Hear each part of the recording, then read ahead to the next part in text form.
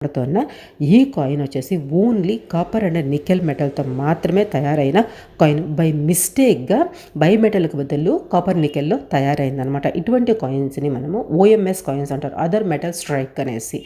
ఈ coin value వచ్చేసి present coin condition depend చేసుకునేసి 10,000 నుంచి 20,000 వరకు కూడా ఈ కాయిన్ వాల్యూ ఉంది.